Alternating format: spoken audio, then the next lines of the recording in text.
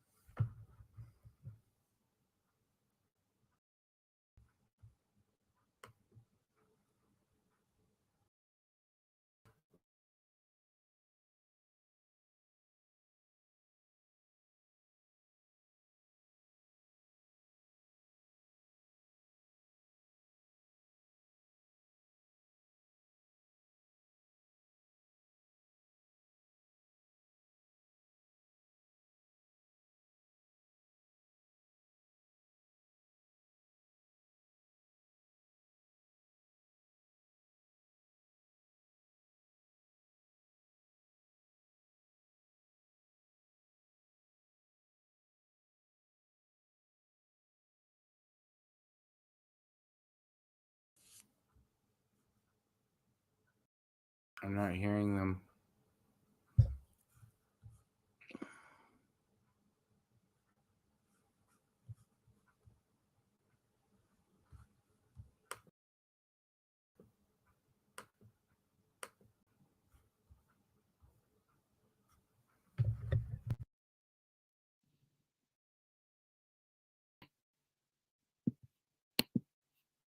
Not having a good start today. There we go. All right. Yes, had some connection issues to start up, but thanks everyone for joining us right here at the Lakers Fast Break. It is the Lakers Fast Break. Gerald Glassford coming right back at you here, along with Joe Soro from Simblades and the LakersBall.com, and the Magic Man with Magic Man in the morning.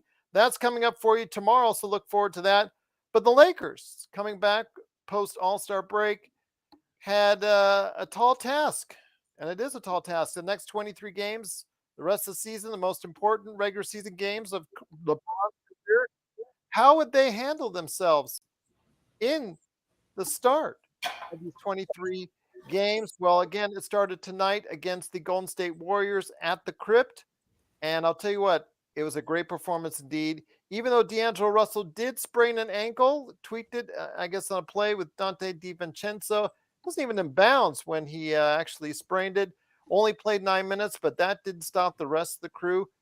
And you would think with LeBron having an absolutely terrible game, 5 for 20 shooting, 13 points overall, even though he had 9 rebounds and 8 assists.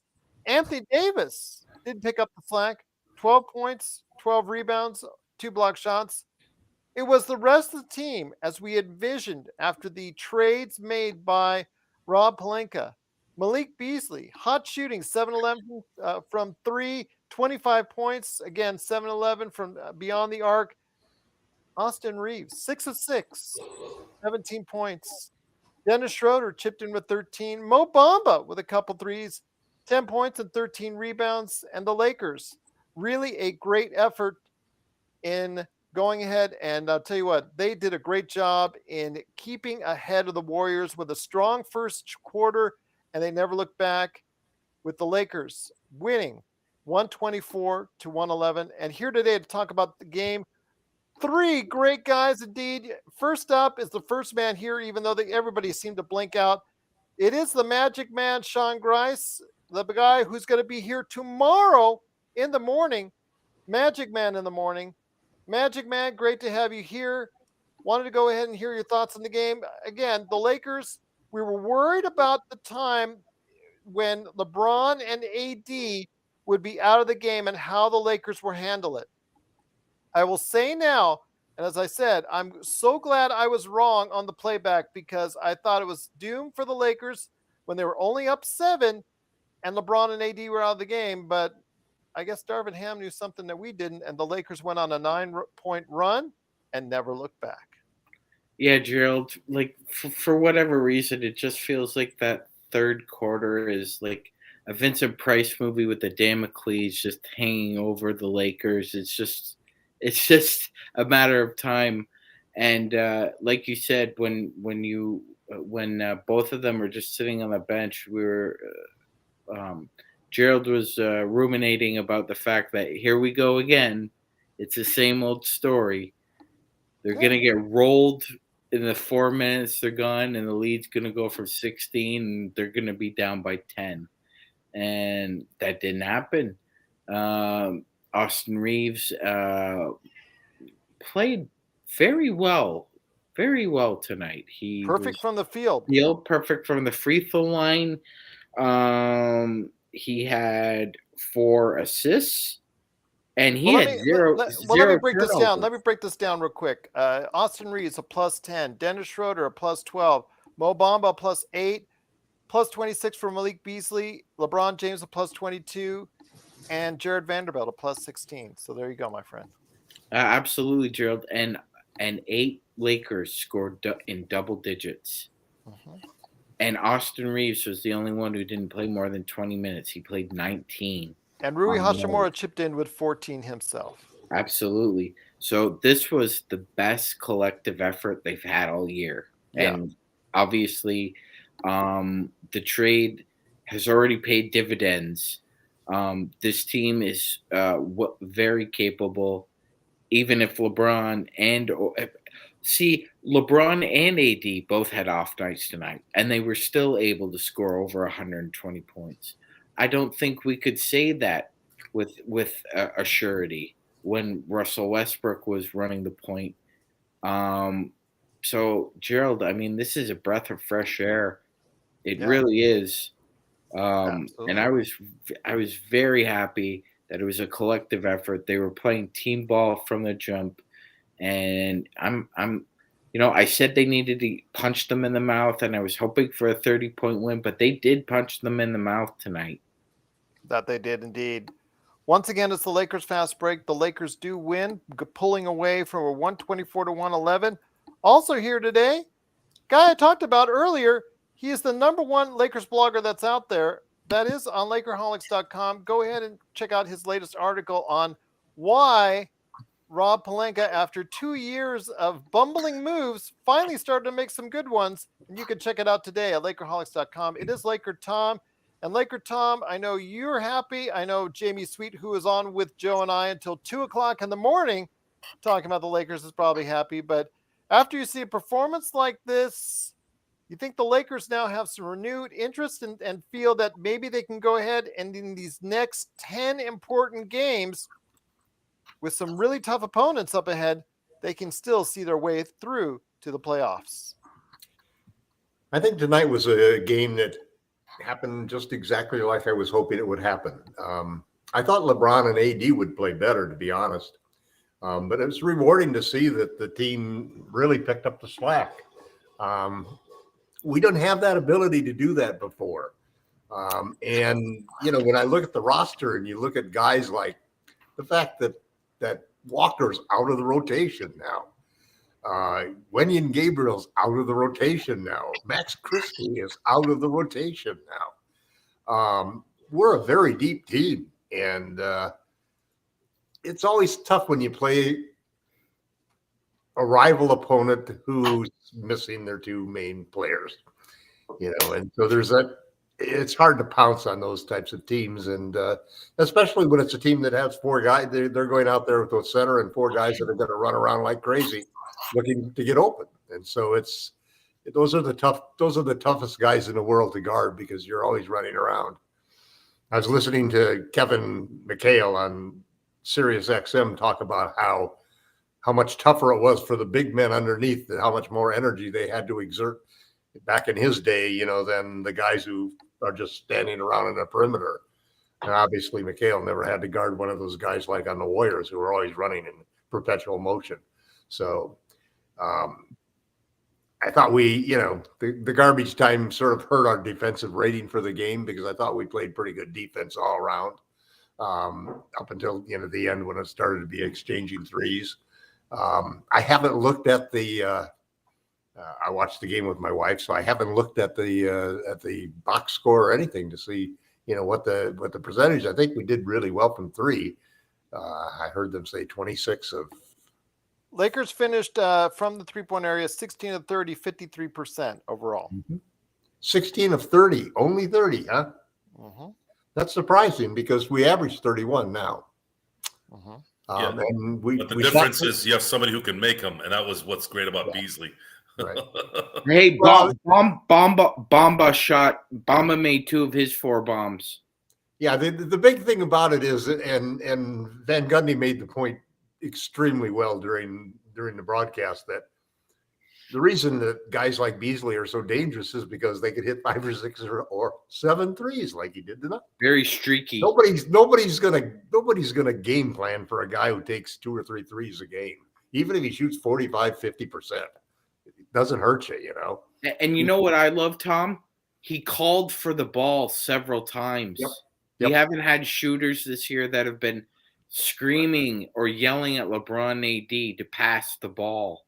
And it's a funny thing too, because this is a team that there will be games when LeBron and AD have to carry us. Make no mistake, but they don't have to force it like they used to do it, and that could go a long way down the road toward how fresh they are in the playoffs, how few minutes they might play compared to a normal situation, and how dangerous the team becomes because it's not just tied to the superstars. We actually have guys now who complement and fit things, and it's just so remarkable when you think about it. I mean, that's why I wrote that article that here we have the guy who made one of the biggest bungles, as a general manager in basketball by ignoring fit completely and trading for Russell Westbrook. And yet he was given an extension, allegedly, partly so that Darvin Ham would feel comfortable that his general manager was not going to change halfway through his contract. But really, it was.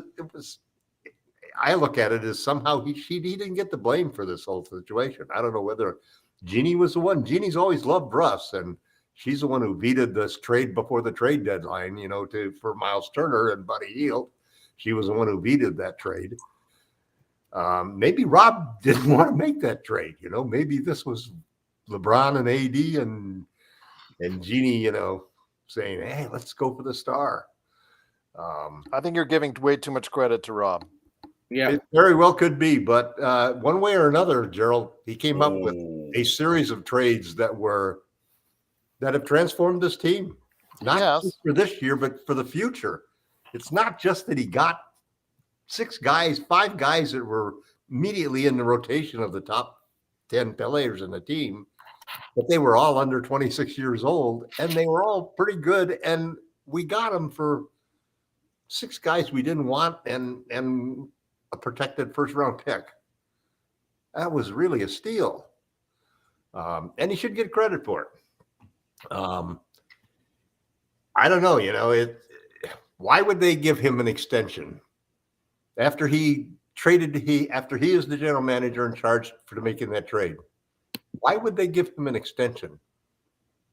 What reason would Jeannie have to do that? You wouldn't do that just to make a coach know that your general manager is under the same duration of contract as you are.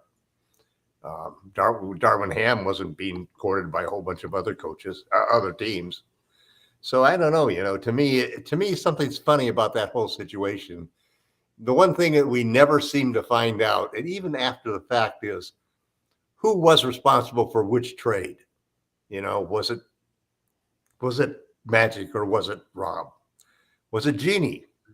Who caused the Caruso situation? We hear that Jeannie was the one who vetoed the trade for Miles Turner and Buddy Hield. but we really don't know the whole inside story of that whole situation, and or even who was the decision makers. Who were the people who really mattered in these particular situations. It looks to me right now like Rob has been, number one, learn from his mistakes, because he not only got the right players, but he got them at great terms. And he didn't fall for the last minute, Kyrie Irving feint that was slipped in by the basketball gods. They said, "Here, come on, bite on this one," and he didn't. He ghosted him, man. That meant a lot to me, that he didn't really go that route. Once we, and especially once he finished the deals, and I'm sitting there thinking that we might have never known what great deals we could have had he done a Kyrie deal. So thank God that he didn't do the Kyrie deal. So, right now it looks like the Lakers have made some moves based. I'm thinking that LeBron is going to be here for at least 3 more years. They're talking about a 3-year window, and they built for a 3-year window. They wouldn't take anybody who wasn't going to be here by the 3rd year. And they went modern. We brought in volume 3-point shooters, both D'Lo and Beasley, both average 15 shots a game between the two of them. Those are the kind of shooters that people got to pay attention to, and I think that Bamba is going to be a great addition from that same standpoint. Rui is, tonight we saw how good he can be at the mid-range shot. He can get his shot off in the mid-range. He reminds me of Kawhi Leonard. He's that efficient, it seems to be, in those shots. So I thought it was a great win.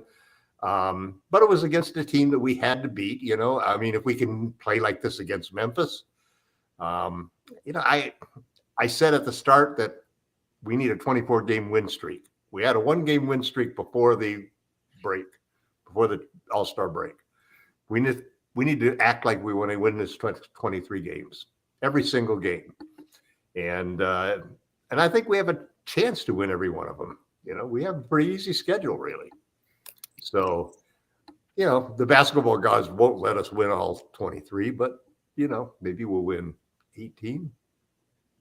So that was your 18-5. So that's what you're thinking. We were curious. I actually thought you were going to say 20-3 on the show. I said, no, because I think that we'll lose some games at the end that we don't care about, that we're resting people. Okay. We'll see if that's the case. Yeah. They're not going to, listen, for example, by the time we get to playing the game, against Westbrook and the Clippers, we'll have things locked up by that point in time. And that may be, those may be rest games, those last 3 or 4 games. So the record overall, I think that we will win our way to the number 6 seed. But we'll need some luck for other teams there's just so many teams in the way that, you can't. If more than if 2 or 3 of those teams in the way also get hot and play really well. The good thing is that, hey, we play each other and they all play each other. So, it's a crapshoot. We could come up and, if we have to go the play-in route, I think we'll be 7 or 8. So we should be able to survive a two-game situation against those teams. Once again, it's the Lakers fast break. The Lakers do win 124-111. The Lakers now go to 28th and 32. They're still 13th, but a half game behind Portland and a full game behind Oklahoma City, which did lose tonight at Utah in overtime. So the Lakers are climbing up the standings little by little. They're closing in. They're a game and a half out of the play-in at this point in time, with 10th place being the Golden State Warriors. Also here today to talk about today's game. Good man indeed. You got to go ahead and check him out as Ox1947 at LakersBall.com. It is Joe Soro behind SimBlades.com. Tell you what, my friend, all kidding aside, on our playback.tv/Lakers Fast Break live watch party, very impressive win with bad games from both LeBron and AD shooting wise. It was nice to see the rest of the Lakers, how you envisioned them, start to pick up the slack. Well, the stat of the night for me is 26 minutes for LeBron. And even though he had a bad shooting night, he was a plus 22. So when you talk about those rumors when he was coming out of high school about how he was a combination of Jordan and Magic, you saw the usage rate tonight at its best, at something that has to happen to keep LeBron fresh. He played less than 29 minutes and was effective in terms of the team progress while he was in there. AD was rebounding tonight like Dennis Rodman. I know that they were getting a lot of offensive rebounds, but when he was engaged, he was getting rebounds I hadn't seen him get in a while here. I mean, he was stretching. He looked like Stretch Armstrong on a lot of these rebounds. So that was nice to see the effort there. I mean, there was a sequence, I think, in the third quarter where he scored and then came back and pretty much, it wasn't a block, but pretty much ruined an easy layup. And then I felt like the momentum of the game pretty much went south for the Warriors after that, and they never really recovered. But this was a game this is the second game in a row the Lakers essentially went wire to wire. They beat a team that's not bad, but not good either. And they beat them the way you're supposed to beat a team like this when you're a really good team. If this is what they're going to be, I don't think they're going to hit 53% from three every game, but I would like to see 43%. If that happens, they're in very good shape. But it was the first game. I mean, you're talking about 53%, 16 of 30. Wow. We have shooters. Holy smokes. Look what happens when you surround LeBron James with shooters. Anyone who never did that for LeBron in all the places he's been, you should not be a GM in the league. Every team should have that for a LeBron James. And the Lakers were, even in the title team in 2020, you didn't have really the shooters, but you had guys that had a combination of timely shooting with defense. Guys like Alex Caruso, guys like KCP, Kuzma on the defensive end when his offense was obviously never going to be consistent. But so you got something. Now, the difference between this next three is you sort of got the same concept. You have Beasley who can do both, but Vanderbilt's more of a defensive guy who can't shoot. And then you have D'Lo who can shoot, who can't really play that good at defense.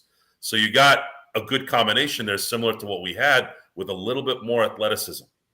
So now, and youth. That's the key here, guys. Rob killed it in this trade, not only in terms of talent, but the youth that he brought in. If LakerTom is correct in that LeBron is going to play 3 more years, which I can't really argue that. When I was seeing his stats at the beginning of the game and I saw 30 points a game, even in an inflated stat era like it is now, that's still pretty damn amazing. And shooting over 50%. Hey, he's not shown us any reason that he's not going to be good. So we got to cross our fingers for AD. Look what happened when AD is playing at 100%. This is the result. If AD doesn't get hurt, how many times have we said that? He doesn't get hurt. This is the perfect team for these two guys. The perfect setup. You add a MLE in the summer, someone who's a good glue guy, a good veteran maybe that can add some substance to the team as well. And then maybe we can start seeing if there's a little bit of a run here for the next year or two. But as far as this season, we're going to probably know in about a week, like I told you guys on the last show, we're going to know in about a week if these guys are going to make an impact this year, bad or good. But this was a great way to start. If they win on Sunday against Dallas, I'm going to feel really good about where the direction of this team is going. Because now you come out the gates 2-1 against 3 teams that are ahead of you. And in the playoffs, I'll take that. Although a 3-0 run these first 3 games really puts you in the driver's seat. And that's something we'll definitely be looking at coming up starting this Sunday with the Dallas game, and then following that with Memphis, two contenders in the Western Conference playoff mix here. So definitely looking forward to that. It is the Lakers fast break. The Lakers do win 124-111 in a very strong showing. Go ahead, Joe. That doesn't even make any sense, but it's funny. Youth. Yes. Oh, so maybe Johnny sorry, 2K is one of the LB alumni, and that's funny. We got a lot of Utes on the team now. Yes, that we do indeed. What is a Ute? LakerTom, obviously, you got to be encouraged. You got to be encouraged with the victory tonight.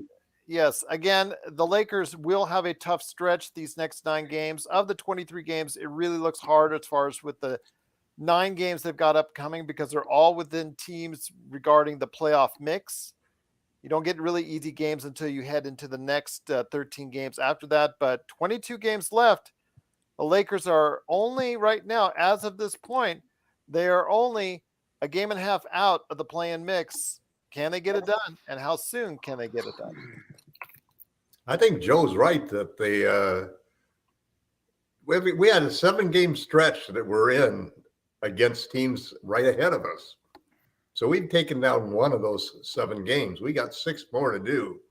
So those next 6 games, those are going to tell you where we're going to be. Because you win those next 6 games and you count on a little help from, let's say, obviously what we want is everybody else to knock each other off. You know, you want a team to upset everybody one after another. You don't want anybody to go on a hot streak. That's what you don't want to do, because a hot streak is, you're not going to catch the guy in a hot streak. The other guys you can catch. And I think if we could, look at the record, if you look at the standings of most of these teams, they're the best teams are doing 6-4. A lot of them are doing 5-5 and 4-6. So if you go on an 8-2 stretch, or a 6-0 stretch in this case, we could, if we win out these next 6 games, we would have an 8-game winning streak. If we have an 8-game winning streak, I guarantee you we'll be in the play-in tournament at that point in time. And we'll be knocking on the door of the 6th seed with 16 games left, I think, something like that. Well, we'll see. Again, it's going to be very interesting. Again, the next 9 games, I think, are the key, because they all come against teams, Sean, that are in the playoff mix. Afterwards, it does get a little bit easier with the pending matchups against the Patrick Beverley-led Bulls, which I think the Lakers should take 2-0 on that, especially the way Patrick Beverley's been talking. But again, the task is now set in front of the Lakers to get back in this mix. They're a game and a half out. With a solid victory on the road in Dallas, they can get that margin even closer. 100%, Gerald. I expect Dallas is going to be a pushover. They've still got a lot of quality players, but I expect I'm not one for premonitions and all that, but I expect them to play with a dog with a bone effort on Sunday. I've given them momentum. You think Kyrie wants to win that game, Sean? Yeah, he does, Tom. So it's going to be fierce on both sides. Tom's right. It's going to be a lot of blood and sweat in that game. But I expect us to win, because for the first time in about 18 months, Gerald, I could finally say, watching the Lakers, they're playing like a team. They're not playing like 5 individuals out there. They're playing on a string, or they're trying to, at least. You could see it. We could see the outlines there. They put up 120 points in back-to-back games against teams they should beat, and under varying circumstances. Like Tom was saying the previous show, with the different variables that have gone on this year, to finally have some relative consistency as far as your health and the style of play. it's just a breath of fresh air. The spacing was great. It was crisp. It felt like the passes have an extra zip on them in the past couple games. So I think it portends to a win on Sunday. I really do. I'm feeling confident about it. Do you think that when I look at the next series of games, I guess the Grizzlies are probably the tougher test, but somehow the Mavericks strike me as a game that kind of pivotal, because if we can get over that, they're sort of like the first big speed bump on the road, you know, and if you can get over that without damaging your car, you got a good run, you know, to see if you can, you know, run the table on this situation. Our formula before the trade deadline was score more free throws and win the points in the paint battle in those two areas to offset how much we lose the 3-point shooting battle. Tonight we won all three differentials. We won the free throws, we won the points in the paint, and we won the 3-point shooting contest. So they shot 49 times, and we still outshot them by 2 3-point shots, 16-14. I think as we go on that we're going to see the Lakers. I expect that we'll see them shoot maybe 40 threes a game, somewhere in that neighborhood, because they know it's the volume shooters that are going to. The volume shooters are the ones that have the gravity that's going to act like a magnet to attract the defenders to them and prevent them from helping out. So, you know, it looks good for the Lakers. You know, it'll be interesting to see. I think that the Dallas game is interesting. I think that here's where we're going to see why Vanderbilt is such an important part about this, and why getting 2 volume shooters rather than 1 then allows you to play a guy like Vanderbilt, who's a guy who can guard Luka. Because Vanderbilt can guard a guy like Brandon Ingram, but he can also go out to the 3-point line and guard a guy like Triple J when we play the Grizz. And he's got the physicality and the size and length to be perfect against Luka Doncic. And that's where I think that could be the big first test, that he's the first player now that we really need to stop. If you can get the ball out of Luka's hand, you can beat that team. Now, obviously, you don't want to get the ball out of Luka's hand and give it to Kyrie. You know, that's. But you're right, Tom. Especially in a revenge game, that's not what you want to see. No, but you'd rather make Kyrie a spot-up shooter than a dribble drive and kick out facilitator. Well, I mean, how can they play together? They can't really play together other than. I mean, first you put somebody on Kyrie and you stick it to him, just like they did to Poole tonight. It's a lot like what Gerald was saying earlier. I mean, one of the advantages Brooklyn had was that Kyrie always had Kevin Durant on the floor with him. Yeah. So if he was a spot-up shooter, it wasn't necessarily a disadvantage. But now he's on a different team. Well, but he's got Luka, so that's kind of the same. Isn't that kind of the same thing? I mean. The thing about it is that those are. I played in a high school team with 2 guys who were 25 point per game for scorers. We never shot the ball, man. I mean, I get 2 or 3 shots a game, and that would be the most that anybody get, you know. And there were only 2 guys that were double-digit scorers on our team ever, you know. I think I had 1 game with 12 points, something like that, because it was a whole half of garbage time. So it's, you know, give credit to LeBron and AD for not demanding the ball, you know, for giving those guys the opportunity to show why we traded for them. Yeah, I think that's important. You know, I think the chemistry, they haven't looked to me like a team. They look, at worst, I'd say they look like a team that was maybe rusty because they've been off for a week. Rather than a team that's hasn't played many games together and doesn't have any chemistry, because I thought they had great chemistry.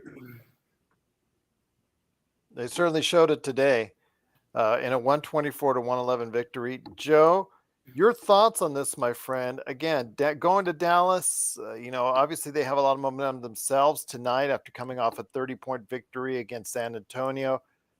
But it's been kind of mixed results so far for the Luka Kyrie experiment. Your thoughts as the Lakers head into a Sunday afternoon game, 12:30 p.m. Pacific. So please be prepared for that. It's an ABC game right there for you. But your thoughts on what the Lakers need to go ahead and do to get the job done in Dallas? Well, exploit their weak defense. The trade helped them offensively, but completely deteriorated what was already a bad defensive team anyways. Yes. Kyrie Irving does not play good defense, or I should say plays defense well. It's just that's just not part of his game. I don't know if necessarily it's an effort thing other than just style of play. It's an effort with him because he can, when he wants to, play good defense, but it's an effort thing. The Lakers showed for the first time tonight that they didn't need their two stars to dominate. It's been a while since we saw that. That's the one thing I can take out of this game that's been unique over the last year and change. LeBron, I felt like it looked like he was barely playing. Every time I looked, he was wearing his black shirt and just sitting there. And you're focused on the game and making sure that the Lakers are playing well. And then you realize towards the end of the game, you're like, LeBron barely played today. But he was still effective. And I hope that they can take the momentum here, get themselves mentally right the next few days, and go into Sunday and understand that they have to win that game. And a lot of the games in the next 9 games now are not necessarily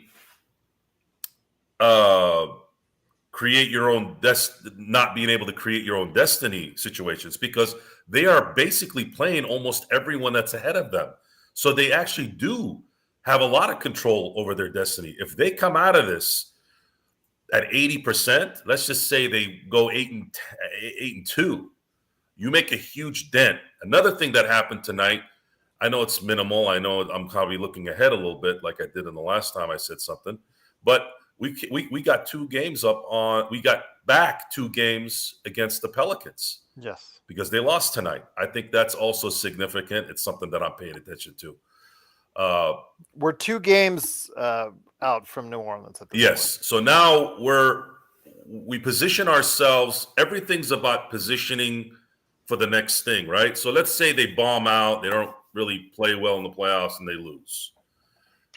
Before that, it would have to be AD and LeBron getting injured, right? So let's say no more injuries for the top guys, right? Luckily, D'Angelo Russell was, his x-rays are negative. He's going to be reevaluated tomorrow. His tweak looked, at least he wasn't running or jumping when he landed on his ankle. I'm going to guess that with some treatment, he'll be back on Sunday. So with that, if they stay healthy the rest of the way, I feel very confident that they're going to make the playoffs. And then whatever happens after that, we'll see.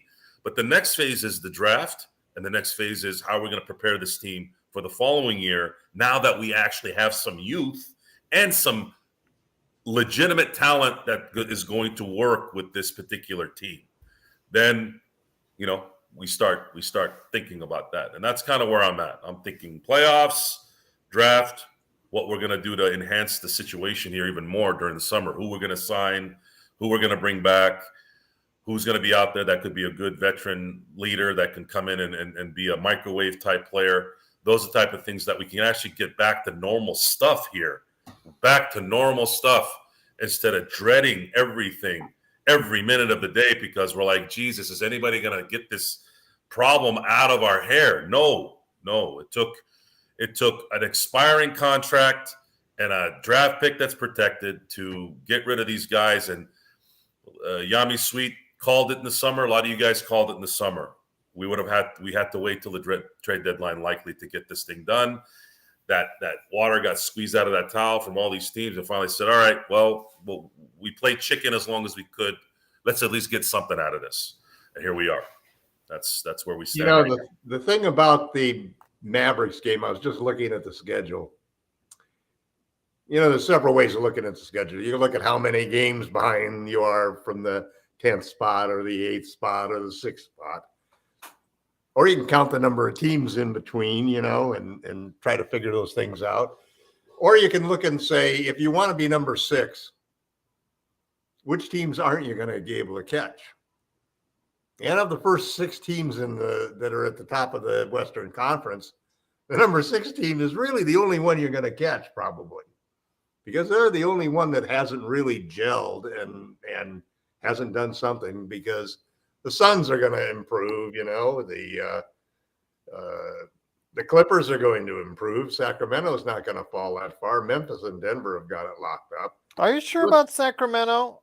Yeah, I'm pretty sure about them because they got 28. They're 4 losses below us already. We'd have to, you'd have to go all the way.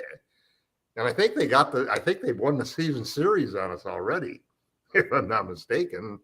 That means we got to get 5 games that you got to make up on them. And so the number 6 team is Dallas. Yeah, I think we could probably catch Minnesota and New Orleans, and I think we can catch Utah and Golden State and OKC and Portland. But if we want to get number 6, if we don't want to be in the play-in tournament, we got to beat the Mavericks. And so Sunday's game is a lot more important than you might think on the first look. And I think we'll hear a lot about that as we go into the game, aside from the obvious Kyrie versus LeBron whole situation and so forth. If we can take them down, that's we have to do that. If we want to be, if Darwin Ham wants to be in the playoffs without going into the play-in tournament, then we're going to have to beat the Mavs on Sunday. Absolutely. And I would say that LeBron James and Anthony Davis are due for a mega game. No? Oh, yes, quite certainly correct on that. I mean, the Lakers, again, as I said before, these next 10 games coming out of the All-Star break are the key to the entire season. Forget about the back 13. If the Lakers don't win 7 of 10 now against teams in the playoff mix, then you could pretty much count it out. Sean, I want to ask you real quick, and then I'll hit it over to Joe. I want to ask you, though, that when you see the Lakers playing like this, it does give you hope. It does give you some impetus to go ahead and say, you know what, the Lakers actually do have a chance. You're on mute.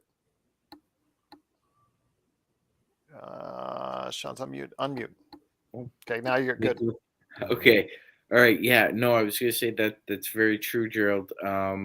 It does give you hope. I know Joe doesn't like that word, like the Shawshank. It reminds me of he's Red from Shawshank and I'm an Andy. I kind of think hope's a good thing. Gives people a purpose, goal, reason to wake up in the morning. Let's hope you don't have to wade through a whole mile of poo-poo before you come out. Yeah, no, I would hope not. I would be willing to do that for freedom, though. Did you have to use the word poo-poo? Poo-poo. Yeah. What's wrong with that? I don't want to have to bleep myself. Thank you. Well, you could say bleep. Okay. Bleep. Yes. So, bleep. But that's what sports is. It's hope. That's what you hope your team wins, right?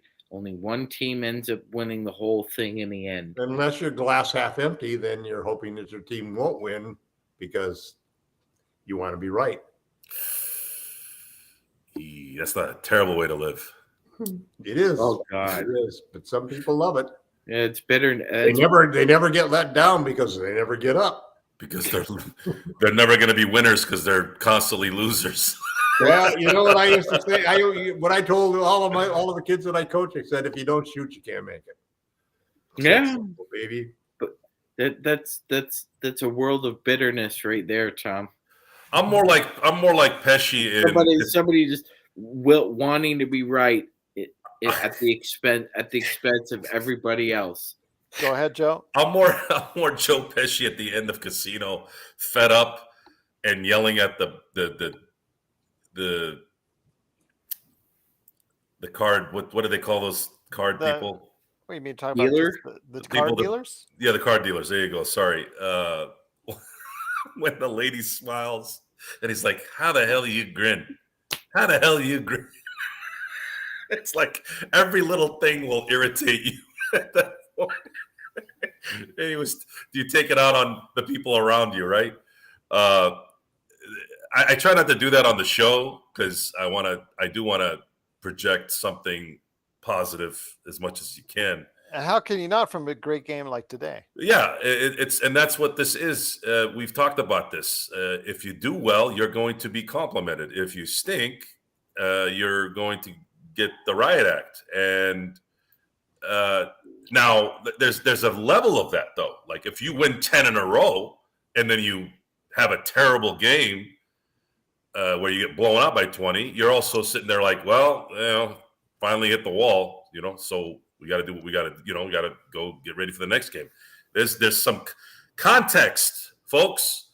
Context is a very important thing in life, and it's something that people can't seem to grasp. There's a difference sometimes in how you deliver a line, in the same line, depending on the subject and the context. And again, we're try to understand that, try to learn what that means. Go onto the dictionary and read it, and then be around people that don't necessarily agree with what you say and figure out that context, right? That's it. And then that's my TED Talk for the night. I hope I inspired you all to make your life better. Well, let's hope so indeed. But once again, it's the Lakers fast break. The Lakers do win 124-111.